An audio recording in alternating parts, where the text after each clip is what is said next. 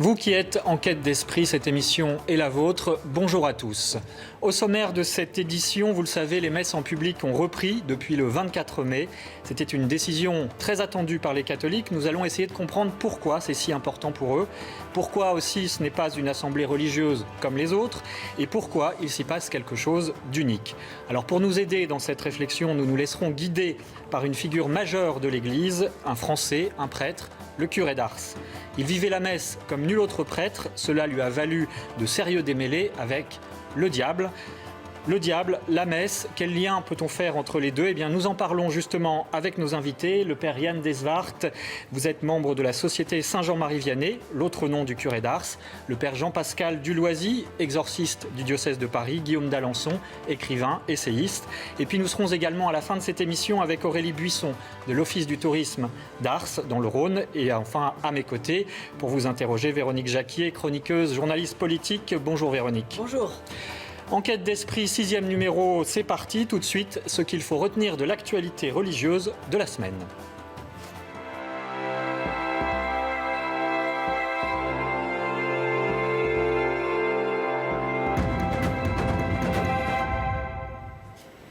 Bonjour Sybille Delettre, merci d'être avec nous.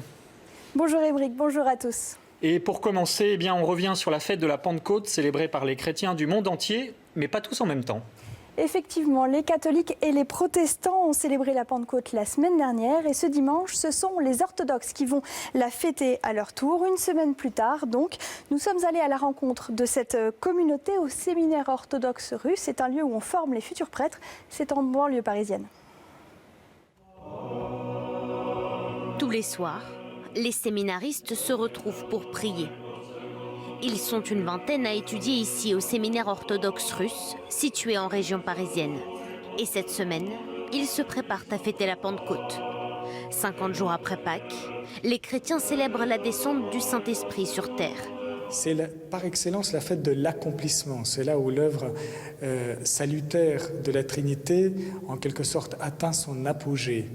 Avec la révélation de la troisième personne de la Trinité, le Saint-Esprit.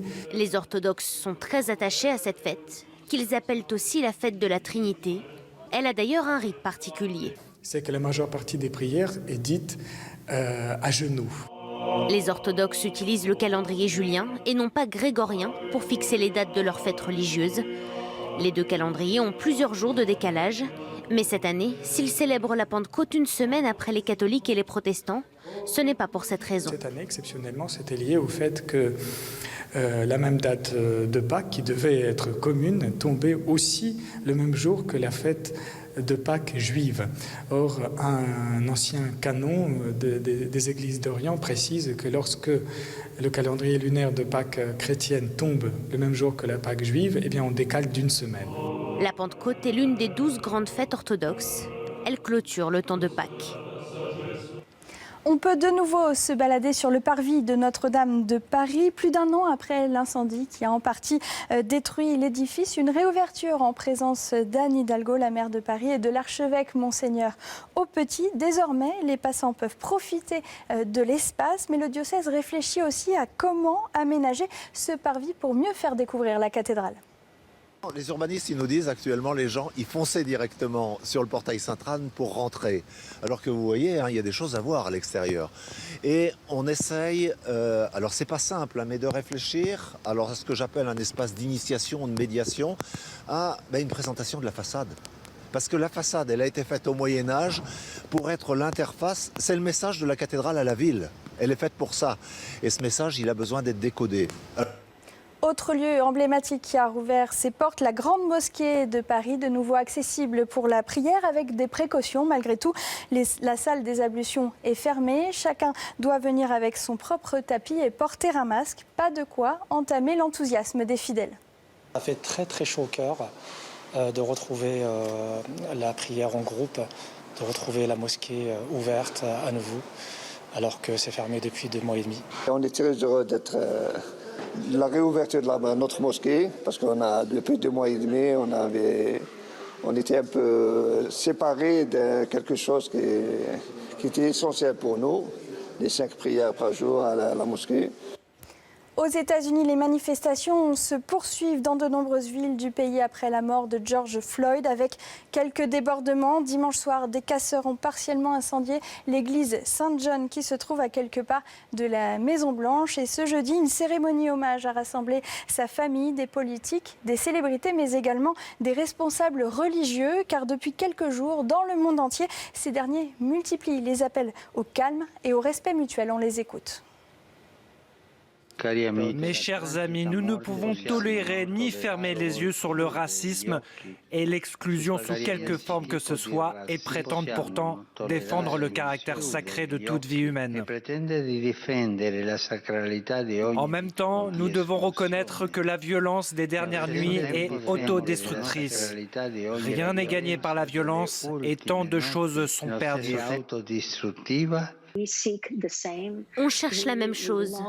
Nous voulons participer au renouveau et à la guérison de notre pays. Nous prions pour ça. Nous prions pour la paix. Nous prions pour la justice.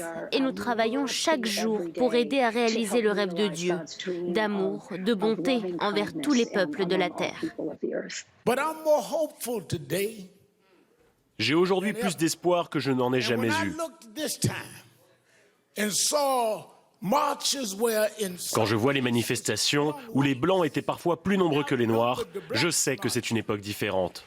Quand je vois des manifestations en Allemagne pour George Floyd, je sais que les temps changent. Je vous le dis, il est temps pour le système judiciaire de rendre des comptes. Vous ne le savez peut-être pas, mais on peut être baptisé à n'importe quel âge. En général, pour les adultes, la célébration se déroule le soir de la veillée de Pâques. Évidemment, cette année, elle a été repoussée. À Sainte-Marie-des-Batignolles, dans le nord de Paris, 3 adultes ont été baptisés hier soir. Parmi eux, Anna. Nous l'avions rencontrée quelques jours avant son baptême. C'est le fruit d'un long cheminement. Anna va recevoir le baptême à 32 ans. La jeune femme a grandi en France, mais est née en URSS à la fin des années 80. À l'époque, pas question de montrer sa foi en public. Malheureusement, mes parents ne sont pas baptisés, ils ne m'ont pas baptisée. À l'époque, à l'URSS, ce n'était pas très à la mode, disons, de recevoir le baptême.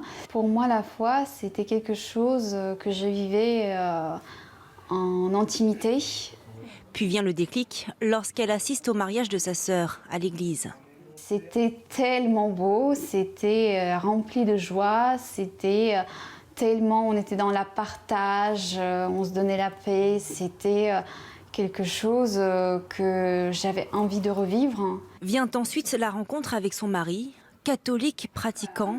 Il va la guider jusqu'à ce qu'elle franchisse le pas. Pendant 2 ans, Anna étudie la Bible, prie et se prépare à être baptisée. Aujourd'hui, quand on vient à l'église, on n'a pas le droit à la communion, donc on se sent un petit peu exclu tout en étant, le cœur est là, mais il manque quelque chose. Et là, finalement, ce samedi, je serai la vraie chrétienne. Entourée de ses proches et des fidèles de la paroisse, Anna va recevoir le baptême, mais aussi la confirmation et la communion, qui lui permettront désormais de participer pleinement à la vie de son église. Et on termine ces news de la semaine avec des feux d'artifice lancés dans plusieurs villes du Japon par des prêtres shintoïstes, une cérémonie pour lutter à leur manière contre le coronavirus. Dans la religion shintoïste, nous avons comme rituel d'éloigner le mal par le son. Par exemple, on fait résonner des tambours ou des cloches. Les feux d'artifice s'inscrivent dans cette tradition. Historiquement, les feux d'artifice au Japon étaient autrefois lancés pour éloigner les maladies ou apaiser les âmes. Ce projet permet de rappeler au public qu'en plus d'être un spectacle visuel, les feux d'artifice ont un sens en soi. Voilà, Émeric, ce qu'il fallait retenir cette semaine.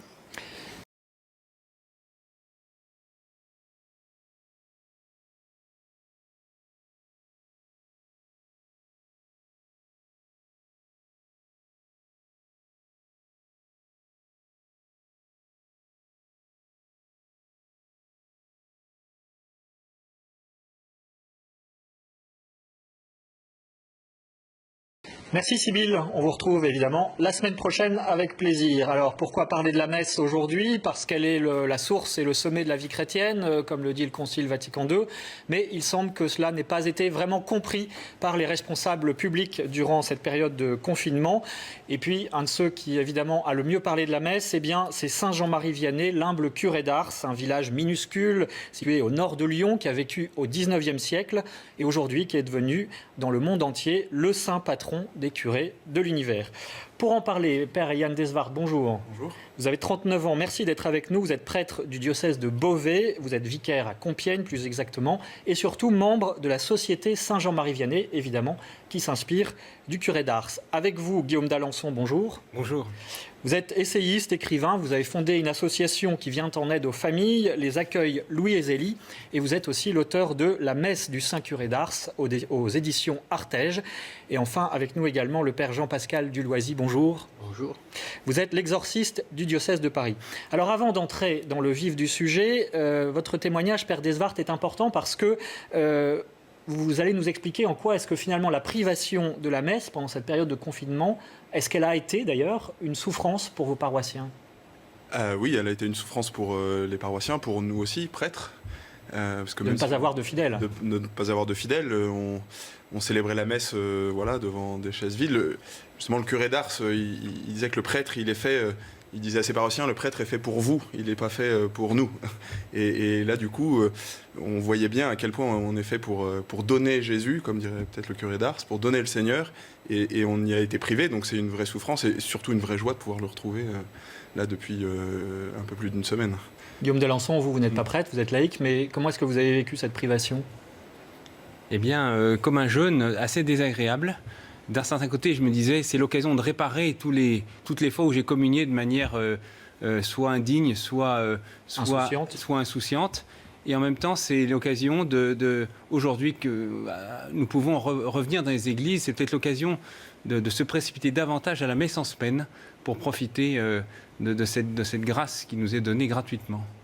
Alors, Père Yann Desvart, vous faites partie de ces rares prêtres qui, pendant cette période, ont eu aussi l'autorisation exceptionnelle pour accompagner les mourants dans les hôpitaux. Vous en avez déjà témoigné, mais pouvez-vous nous dire pourquoi c'est si important de distribuer les sacrements? C'est quoi l'enjeu finalement? Les sacrements, quels qu'ils soient, et particulièrement le sacrement des malades, c'est un sacrement qui exprime, qui rend très concret la tendresse de Dieu auprès des personnes qui souffrent. Pardonnez-moi, est-ce que vous pouvez faire Véronique Jacquier avec l'extrême-onction? Parce que je ne suis pas sûr que ce soit très clair, sacrement des malades, extrême-onction pour ceux qui nous regardent. En fait, l'extrême-onction, c'est le sacrement des malades qui est donné à une personne qui est sur le point de mourir. Voilà, donc sacrement des malades, en revanche, c'est pour fortifier. C'est pour donner la force du Seigneur de vivre ce moment de cette croix qu'est la maladie et qui donne une vraie consolation. Et je crois que dans cette période, moi j'ai pu toucher du doigt en le donnant une vingtaine de fois là, que les gens avaient besoin de cette consolation, et d'autant plus qu'ils étaient privés souvent de leur famille, et à l'approche du moment fatidique. Et à l'approche du moment fatidique, de pouvoir rencontrer la tendresse de Dieu. Enfin, c'était. Père Duloisy, on rapproche souvent la question des sacrements, de la messe notamment, de la question du salut, mais finalement, le salut c'est quoi et de quoi a-t-on besoin d'être sauvé? Le sacrement des malades et l'extrême-onction, c'est un seul sacrement. Hein. C'est une onction. Vous avez raison de le préciser. C'est une onction. Mais quand on reçoit la dernière, on appelle ça extrême. Mais on ne sait pas que ce sera forcément la dernière, puisque c'est précisément un sacrement, c'est fait pour vivre. Voilà. Et précisément, quand on est malade, c'est l'espérance qui est blessée. Sur la question du salut? Quant à la question du salut, le salut, c'est de pouvoir porter dans la joie l'amour que Dieu nous porte. C'est-à-dire, parce que pour les gens qui nous écoutent... En clair, en connaissant Dieu, on peut se connaître soi-même, on peut être en paix, on ne peut pas vivre sans amour. Dieu est amour, donc le salut, c'est être auprès de Dieu, c'est la vie éternelle. Voir Dieu et ne plus pécher.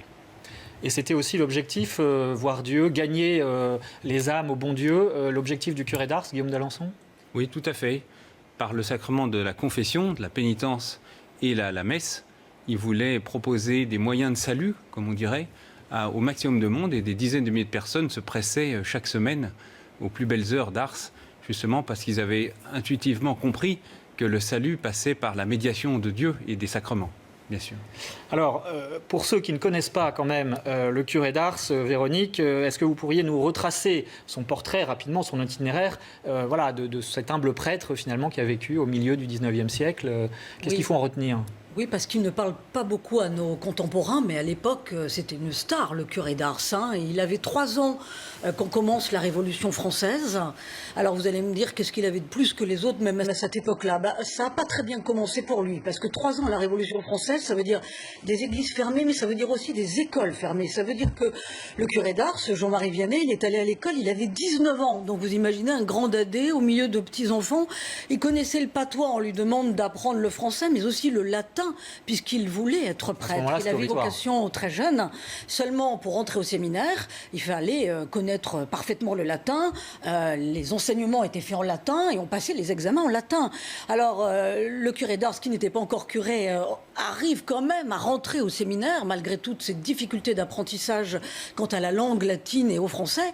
Mais au séminaire, patatras, ça se passe pas bien non plus. Il se fait virer. On se demande même s'il n'est pas débile, pardonnez-moi du mot, mais tellement les apprentissages étaient fastidieux. Mais un prêtre le prend sous son aile, lui remet le pied à l'étrier, il arrive finalement à suivre des études au séminaire et à être ordonné. Et là, il arrive donc dans la fameuse commune d'Ars, 230 habitants à l'époque. Une paroisse païenne. C'était complètement déchristianisé puisqu'on est après la Révolution française. Et là, les habitants, les paroissiens se rendent compte qu'ils n'ont pas affaire à un prêtre comme les autres. Pour 4 raisons. La première, c'est que dès qu'il arrive, il passe des nuits en prière. L'église est allumée toute la nuit. Les paroissiens se disent, mais qu'est-ce qu'il fait? Il cherche un trésor dans l'église. Donc déjà, qu'est-ce que c'est que cet homme qui n'est pas comme les autres, qui farfouille dans son église, parce qu'on n'est pas encore en capacité d'imaginer un prêtre à genoux devant le tabernacle toute la nuit. Ensuite, il se dit, je ne peux pas vivre mieux que mes paroissiens. Donc, vœu de pauvreté à l'extrême, c'est-à-dire je me démunis, je vis comme eux, puisque évidemment les paroissiens et les habitants d'Ars étaient très pauvres, c'était des paysans. Ensuite, il se bat pour eux, il témoigne de l'amour de Dieu, mais vraiment de la transparence de Dieu dans le quotidien, dans la proximité, c'est-à-dire je me bats pour que le dimanche soit un jour chômé, ce qui n'était pas forcément évident. On leur demandait de travailler 7 jours sur 7 à l'époque. Voilà, je veux prendre soin des âmes, ça veut dire le dimanche est chômé.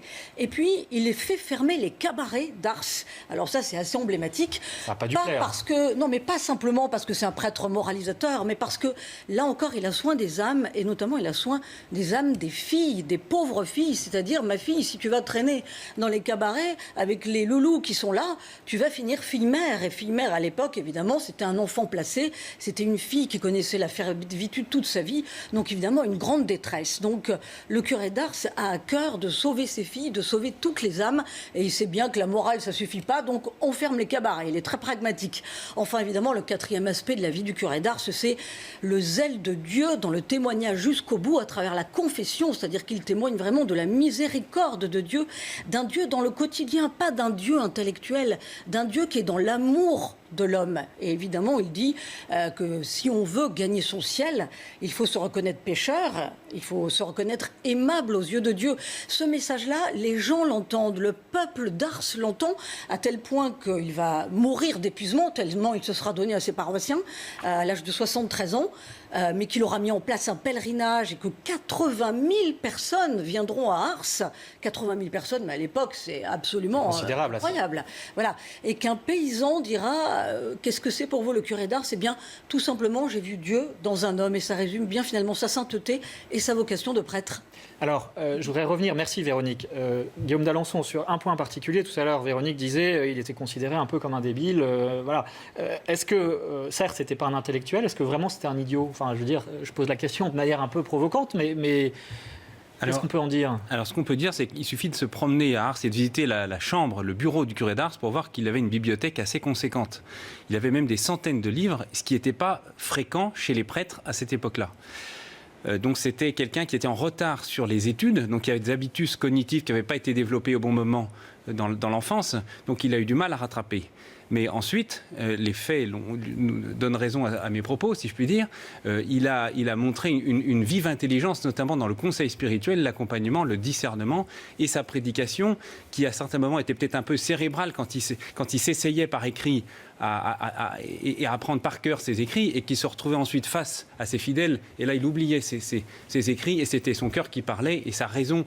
Chez lui, le cœur et la raison étaient réconciliés. Per-Jan Desvaert, en quoi est-ce qu'il vous inspire, puisque donc, vous faites partie de cette société de prêtres, la société Saint-Jean-Marie Vianney, donc on imagine que vous avez un rapport très particulier, filial avec lui, et notamment sur un point, rien n'était trop beau pour lui lorsqu'il s'agissait du bon Dieu. Donc tout à l'heure on parlait de la pauvreté, en revanche, pour le bon Dieu, il était capable d'une excessive générosité. Je pense que tout à l'heure vous citiez « J'ai vu Dieu dans un homme », c'est une personne qui l'avait vu célébrer la messe qui dit ça. Et je crois qu'il était tellement amoureux de la messe que ça transpirait, enfin son amour de Dieu transpirait quand il célébrait la messe. Et il voulait montrer aux gens que la messe, c'est extraordinaire. C'est là où on rencontre celui qu'on aime, c'est là où on rencontre Dieu. Et pour le manifester, il fallait des belles choses. Alors, dans une semaine, on va fêter la fête Dieu avec des processions. Et on raconte qu'il avait acheté un dais, c'est une espèce de baldaquin qu'on met au-dessus du Saint-Sacrement pour l'honorer, un petit peu le protéger et l'honorer. Et il avait acheté un dais qui était trop grand pour son église. Alors plutôt, nous, on achèterait un dais plus petit. Et puis, lui, ce qu'il a fait, c'est qu'il a fait agrandir la porte de son église parce qu'il disait « rien n'est trop beau pour le bon Dieu ». Il achetait, on disait que voilà, il était toujours mal mis sur lui-même, pour lui-même, mais qu'il achetait toujours ce qui avait de plus cher pour Dieu. Il faisait des dépenses somptueuses dès qu'il s'agissait, par exemple, du calice, de l'ostensoir. Père Dulloisy, ça vous inspire, ça? C'est ce qu'on dit, l'amour ne regarde pas à la peine. L'amour ne se fatigue pas, donc. Et puis, le curé d'Ars, il avait cette phrase très, très, très juste. « S'ils aiment leur curé, ils finiront par aimer le bon Dieu. » Donc, on est tous remorqués par un wagon de tête. Et on savait bien qu'il les a entraînés. Il a donné son sommeil, il a donné sa fatigue, il s'était présent dans son église. Il vivait autant dans l'église, dans le presbytère, que dans les champs. Alors, pour en revenir au sujet qui nous occupe, à savoir la messe, peut-être faut-il rappeler aussi pour nos téléspectateurs que la messe, grosso modo, est composée de 3 parties principales. La liturgie de la parole, d'abord, au cours de laquelle on lit les textes de l'Ancien et du Nouveau Testament et qui se termine par l'homélie. Puis la prière eucharistique, où a lieu la consécration du pain et du vin qui deviennent le corps et le sang du Christ. Et enfin, la communion pour les fidèles. Père Desvaert, est-ce qu'il y a une partie plus importante que d'autres dans ce rapide descriptif, trop rapide sans doute? Dire qu'il y a une partie plus importante, ce serait un peu trop séparer les choses qui sont unies en elles-mêmes. Mais bon, il y a quand même cette communion où on ne fait qu'un avec le Seigneur, qui est une partie essentielle.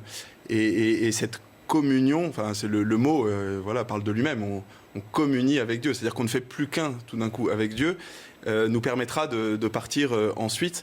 Parce que moi je mettrais quand même une 4e partie, c'est l'envoi, c'est après la messe. Voilà, c'est que ça ne se termine pas une fois qu'on a franchi les portes de l'église. D'ailleurs le mot messe, ça vient du mot mission, on est envoyé en mission avec Jésus en nous, dans notre cœur, pour pouvoir le partager. Si on reçoit Jésus, c'est pour le partager, et c'est ça qui est extraordinaire dans la messe, c'est qu'on reçoit tout l'amour de Dieu, on déborde de l'amour de Dieu, et puis après on va le partager. Guillaume d'Alençon, la manière de célébrer du curé d'Ars était particulière, il y avait quelque chose de spécifique qu'il faut noter? Alors je crois que le curé d'Ars disait qui s'appliquait pour dire la messe comme il faut, mais il était peut-être un peu plus rapide jusqu'à la consécration. C'est-à-dire que le moment le plus... Je ne veux surtout pas contredire le Père, bien sûr, mais le moment le sommital de la messe, c'est l'offrande du sacrifice. Et donc, c'est le moment où le prêtre devient alter Christus, où il est alter Christus, et le Christ lui-même. Alors attendez, offrande du sacrifice, là, peut-être qu'il faut préciser aussi pour nos téléspectateurs, qu'est-ce que ça veut dire? Qu'est-ce que ça veut dire? Ça veut dire qu'en réalité, la messe a été voulue par Jésus-Christ comme une réactualisation du sacrifice de la croix, rendre présent le donc sacrifice. Il y a 2000 ans. Il y a 2000 ans, donc c'est comme un miracle quelque part auquel les chrétiens adhèrent en disant « je suis contemporain du sacrifice du Christ ». Je crois que c'est le cardinal Journet qui disait ça, donc je pense que c'est quelque chose d'audible. Ceci étant dit, c'est pas toujours facile à comprendre avec la raison. C'est un mystère aussi. C'est un mystère. Et sur cette question justement de la manière dont curé d'Ars vivait sa messe, eh bien, il disait toujours, j'étais pressé d'arriver à la consécration. Et là, il rentrait dans un autre temps qui était le temps de Dieu, finalement. Et ce temps, comme dit très bien... Et là, le temps, du coup, se ralentissait, c'est ce qu'on comprend. Ben oui, le temps se ralentissait sans doute aussi pour les fidèles, qui devaient dire, dis donc, il prend son temps. Mais en même temps, c'était une manière de rentrer dans une autre dimension, qui est celle de la présence de Dieu qui dépasse le temps.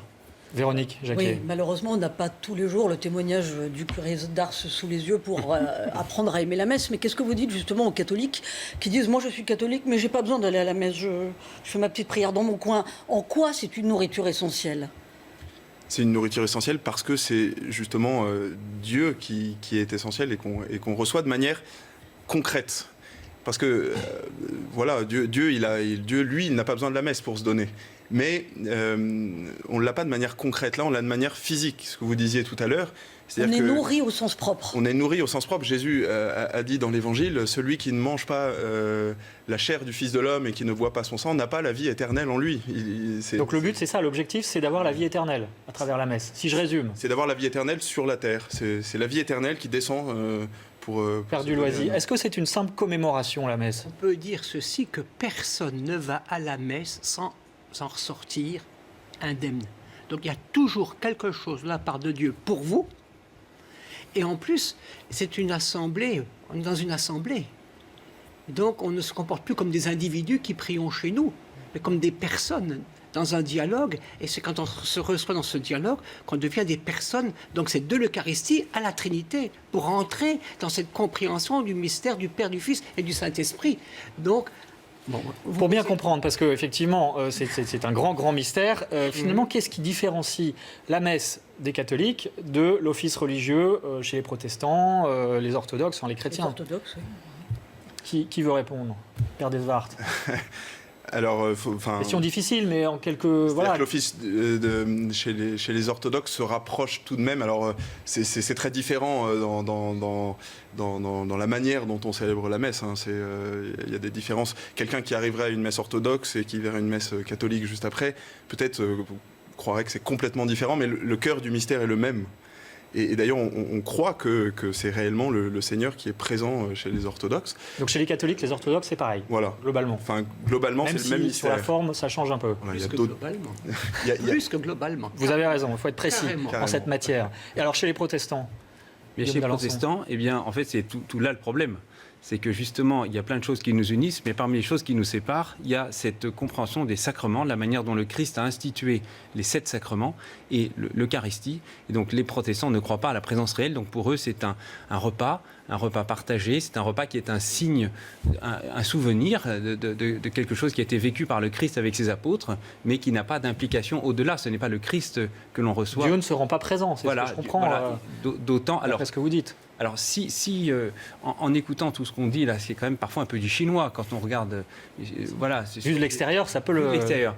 Et en même temps, il y a des personnes qui étaient très très loin de l'Église. Je pense à des marxistes au long du XXe siècle qui se sont convertis en rentrant dans une église au moment d'une messe parce qu'ils ont été irradiés et touchés par quelque chose qui dépasse. Et en fait, la messe, c'est une réalité humaine. C'est le ciel qui est voilé sur la terre. C'est une réalité humaine qui est éclairée par le ciel. Et donc, il y a des gens qui sont super cathos qui vont passer totalement à côté de la messe parce qu'ils sont habitudinaires, et c'est notre danger à tous quand on est chrétien. Et il y en a d'autres qui ouvrent la porte, qui rentrent, et qui sont saisis par le mystère. Voilà, et donc c'est ça. Père Dulloisy, et puis après on va aller à Rome. Vous savez, quand j'étais petit, la messe me plaisait à cause du Gloria. Quand j'ai grandi, c'était la consécration. En vieillissant, je m'émerveille de la 3e partie, la communion, le Notre Père. Je suis devenu exorciste, donc le Notre Père me bouleverse parce que j'en vois une dimension de libération et de guérison, de sanctification. De toute façon, qu'on soit... pour moi, les protestants, ils ont la première partie de la messe, ils passent beaucoup de temps, ils zappent la 2e partie, et ils essayent de se retrouver dans la 3e partie. Il manque un maillon. La vitamine D, la vitamine C, la 3e partie, pour supporter son frère, supporter soi-même, c'est quand même de se sentir aimé de Dieu et de le recevoir comme... Concrètement. Sans moi, vous ne pouvez rien faire. Donc, s'il n'est pas ressuscité dans cette capacité à être si petit dans l'hostie, parce que le curé d'Ars avait une conscience de la présence réelle. Une musulmane m'a dit, mais si Dieu est si puissant, il peut aussi être très petit. Donc s'il est si puissant, il est tout petit, bon, il peut être présent sous l'apparence du pain et du vin. L'infiniment grand dans l'infiniment petit. Voilà. Alors, je vous propose à présent de regarder ces images extraordinaires. On les a tous vues du pape François le 27 mars dernier, seul sur la place Saint-Pierre. Nous sommes au pic de l'épidémie en Italie et le souverain pontife présente au monde entier l'hostie consacrée, protégée par un ostensoir.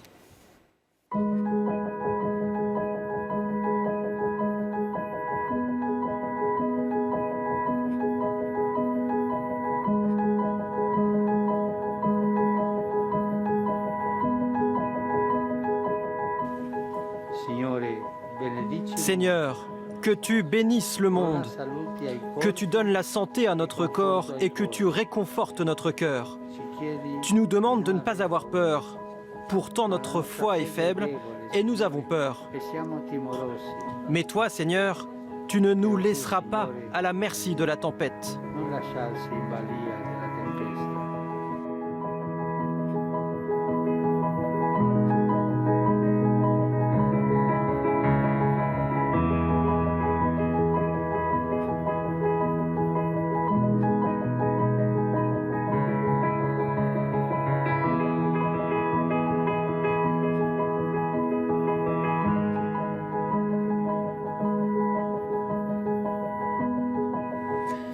Voilà, donc on a vu le pape François portant le Saint-Sacrement sur la place Saint-Pierre. Père Dulloisy, peut-être juste une brève question avant de parler du diable. Des journalistes très sérieux ont relevé que la courbe de l'épidémie s'était alors inversée à partir de ce jour-là. Est-ce que c'est quelque chose qui est plausible? Dans quel pays?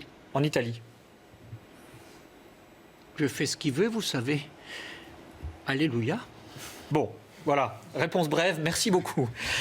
Deuxième partie de cette émission, dont le curé d'Ars est le fil rouge. Père Jean-Pascal Dulloisy, vous êtes exorciste du diocèse de Paris. En quoi ça consiste au quotidien être exorciste? Parce qu'évidemment, c'est un mot qui fascine tout le monde. On se souvient du film qui date de 73, L'Exorciste. Mais votre quotidien, c'est quoi exactement? Être prêtre. Tout simplement. Deuxièmement, une vie de prière plus intense peut-être, puisque la prière affaiblit le démon. C'est le curé d'Ars qui évoquait cela, il déteste la prière, ça le fait souffrir. Et troisièmement, c'est de manifester que le paradis et la vie éternelle, c'est facile. C'est facile. Et de chasser le démon, bien sûr. Mais beaucoup de gens sont dans la peur, donc de vaincre la peur dans les cœurs et de dire aux gens, le paradis, c'est facile et n'importe qui peut y entrer. Parce que le bon Dieu n'est pas garde-barrière. Et pour entrer au paradis, une personne qui dirait avec respect et qui ferait avec respect un simple signe de la croix par amour ne peut pas se damner. On ne peut pas faire un signe de la croix par amour et se damner. Ça semble assez facile. Véronique. Est-ce que vous avez uniquement des gens qui se tournent vers vous parce qu'ils sont véritablement possédés? Combien y a-t-il véritablement de possédés parmi les gens que vous recevez? Dans le diocèse de Paris, j'entends, hein. Quel est le ratio entre ceux qui vous sollicitent et ceux sur qui vous pratiquez vraiment un exorcisme? La question que vous me posez revient à me dire, mon père, combien y a-t-il de gens qui vont mourir ou bien combien y a-t-il de gens en danger de mort? Nous sommes tous en danger par rapport aux démons. Bien sûr, beaucoup ne sont pas concernés par une mort imminente. Il y a déjà des gens qui sont déjà oxydés, en odeur de putréfaction, en danger de vie. Mais les possédés, nous faisons un grand exorcisme par semaine en moyenne. Donc de personnes qui se trouvent dans la nécessité d'entendre une parole d'autorité qui dira aux démons qui les tourmentent, « Satan, je te l'ordonne, retourne en enfer ». Donc un dialogue qui va être direct avec le démon. Et à ce moment-là, vous aurez donc des réactions qui seront à la mesure de la foi, de la prière. C'est-à-dire parfois violente, c'est ce que vous sous-entendez? Vous avez déjà été aimable avec quelqu'un qui n'a pas envie de l'être? Il y a un combat, c'est ça? Il va vous dire le premier mot, casse-toi. Donc c'est ce que vous dites au démon? C'est ce qu'il nous dit à nous, avant même de partir. Oui. Alors peut-être juste une précision, Père Dulloisy, parce qu'on parle de Satan, on parle, le curé d'Ars parlait du grappin, on parle de l'antéchrist aussi. Qui est Satan finalement? C'est une personne, c'est un symbole? C'est un pur esprit, c'est une intelligence.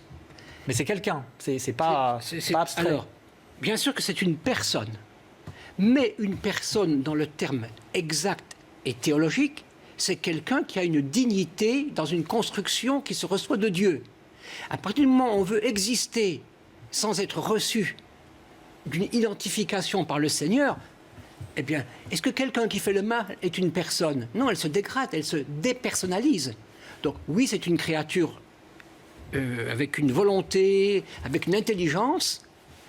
Effectivement, oui. Un ange déchu.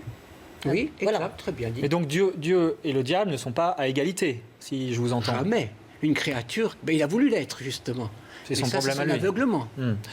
Guillaume d'Alençon, le curé d'Ars, comment a-t-il été tourmenté? Parce qu'on rapporte que ça a duré des dizaines d'années, à peu près 35 ans, je crois. Comment ça s'est passé entre le diable et le curé d'Ars?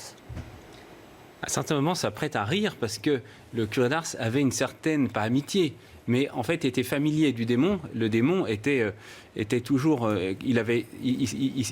c'était un ange intelligent. Lucifer, c'est un ange intelligent. Lucifer, l'homme qui porte la lumière. L'homme, non, celui qui porte la lumière. Et donc, entre le curé d'Ars et le démon, il y a une fausse complicité, on est bien d'accord. Mais comme il avait compris que le curé d'Ars était son pire ennemi, eh bien, il allait s'attaquer directement à lui pour essayer de le faire... Pourquoi son pire ennemi? Parce qu'en fait, en étant aussi zélé dans l'accompagnement des personnes, en évangélisant, en aidant les pauvres, en donnant le pardon et en donnant l'Eucharistie, le curé d'Ars faisait un travail de sape énorme à l'endroit du démon, qui pense qu'à une chose, c'est arracher à Dieu les âmes. Et donc, il y a eu des tas de petites disputes entre le démon et le curé d'Ars. Par exemple, le démon a mis le feu à son lit. On peut voir au presbytère d'Ars. C'est concret. C'est concret. Il y avait des cris, il y avait des coups, il a été roué de coups. Je peux même vous faire une confidence. J'ai un oncle qui est franciscain, qui est en Italie et qui est exorciste de son diocèse. Et il a été plusieurs fois projeté par terre. Donc ça se traduit quelque chose physiquement. Père Desvart, dans votre vie de prêtre, c'est quelque chose que vous touchez du doigt, cette réalité-là? Alors pas de cette manière-là, probablement parce que je suis pas aussi saint que le curé d'Ars. Donc le démon a d'autres armes qui marchent sur moi. Mais en tout cas, on voit, quand on est près de Dieu, nécessairement, le démon va pas nous laisser faire. Et surtout quand on est prêtre aussi, il y a une... Et quand on est prêtre, peut-être en particulier, des attaques parce que on a le pouvoir de ramener les gens à Dieu. Et le curé d'Ars, il appelait le démon, il l'appelait le grappin. Et c'était un instrument qui sert aux viticulteurs pour enlever les grappes de raisin du pied de vigne. Et c'était exactement ce que disait l'image est parlante. Et le curé d'Ars, ce qu'il faisait, justement, c'était de remettre les grappes de raisin. Et quand on fait ça, nécessairement, on est attaqué par le démon. Mais je crois que l'arme la plus forte, c'est la vie spirituelle. Et le démon l'appelait crapaud noir. Voilà, petit mot doux entre les deux. Père Dulloisy, on va se rendre à Ars, mais juste avant, je voulais vous demander... les phénomènes d'exorcisme, de spiritisme, notamment, avaient beaucoup lieu, beaucoup cours pendant la période du curé d'Ars, mais c'est le cas aussi aujourd'hui. C'est quelque chose de dangereux? C'est pour chasser les peurs qui vous habitent, vous appelez des esprits inconnus, vous ne savez pas lesquels vont vous répondre. L'Église a toujours, dans sa grande sagesse, n'invoquez pas les esprits que vous ne connaissez pas. Donc ce n'est pas bon. Il y a danger. Niette, ne vous amusez pas à ça. Bon, merci de ce conseil. Alors nous sommes en ligne avec Aurélie Buisson qui travaille à l'Office du tourisme d'Ars. Bonjour madame, merci d'être avec nous. Bonjour, merci à vous. Dites-nous ce qu'il faut voir à Ars, quels sont les lieux incontournables. Tout à l'heure on entendait que c'était un lieu de pèlerinage qui continuait à attirer du monde, de même qu'à l'époque du curé d'Ars, mais finalement qu'est-ce qu'il y a à voir? Quels sont les lieux incontournables? Alors en lieu incontournable, on en a plusieurs. Nous avons déjà dans un premier temps la basilique, bien sûr, la basilique Saint-Sixte, où repose le corps de Jean-Marie Vianney, du curé d'Ars. Donc cette basilique, elle a été construite à partir de 1862 sur la base de l'ancienne église qui a connu le curé d'Ars, par l'architecte Pierre Baussan, qui est également l'architecte de Fourvière aussi, de la basilique de Fourvière. Donc ça c'est la basilique. Comment? Ça c'est la basilique. Voilà. Ensuite, tout à côté de la basilique, vous avez la maison du curé d'Ars, dans laquelle il a vécu pendant sa mission de prêtre quand il était à Ars. Donc cette maison, elle a été classée maison des illustres depuis 2012 et vous allez pouvoir y découvrir sa cuisine, sa salle à manger, sa chambre et puis également des vêtements lui ayant appartenu. Aurélie Buisson, malheureusement, le temps nous est compté. Alors, je voulais quand même ne pas vous quitter avant de vous demander quelles sont les motivations des pèlerins. 400 000 pèlerins pour un village comme Ars, c'est considérable. Qu'est-ce qu'ils viennent chercher et trouver dans ce lieu ? Alors déjà, ils viennent chercher principalement le calme, la sérénité, mais aussi l'apaisement de leur âme. Parce que le curé d'Ars, il a été connu également pour sa miséricorde et sa bienveillance. Donc ils viennent aussi à la rencontre du Saint Curé d'Ars. Voilà, donc il est possible d'aller rencontrer le curé d'Ars chez lui à Ars. Merci beaucoup Aurélie Buisson. Pardon pour la brièveté, mais malheureusement le temps nous est compté. Je voudrais qu'on termine peut-être juste par une dernière question. Guillaume d'Alençon, vous avez un lien familial avec le curé d'Ars et vous aimez particulièrement son acte d'amour. Est-ce que vous pouvez nous en dire quelques mots rapidement et pourquoi ça vous touche ? Alors j'ai un lien familial, je n'ai pas de très lien lointain avec le curé d'Ars, mais j'ai un trisaïeul qui s'est confessé au curé d'Ars. En 30 secondes, s'il vous plaît. Voilà. Et l'acte d'amour du curé d'Ars, c'est le résumé de sa vie. « Ô mon Dieu, je vous aime, et mon seul désir est de vous aimer jusqu'au dernier soupir de ma vie. » Je rejoins ce que dit le Père. Si on répétait ça toute la journée, on irait au ciel tout droit, à mon avis. Voilà. Merci, ce sera le mot de la fin, les mots de la fin. Merci beaucoup d'avoir été avec nous, Guillaume d'Alençon, père d'Esvart, père du Loisy. Merci Véronique également, on vous retrouve la semaine prochaine. Et puis, je rappelle aussi 2 romans, pour ceux qui souhaiteraient approfondir la question notamment du diable. Sous le soleil de Satan, c'est le premier roman de Bernanos. Il y en a un autre aussi, Le journal d'un curé de campagne, qui se rapporte à la figure du prêtre, et puis le livre de référence sur le curé d'Ars, celui de Monseigneur Francis Trochu, qui présente un curé d'Ars pasteur, catéchiste, toujours prêt à répondre aux besoins des âmes, c'est ce qu'on a dit, sans occulter évidemment les épreuves qu'il a vécues. C'est la fin de cette émission, merci à vous de l'avoir suivi, merci aux équipes techniques, et on se retrouve la semaine prochaine. Bon dimanche à tous.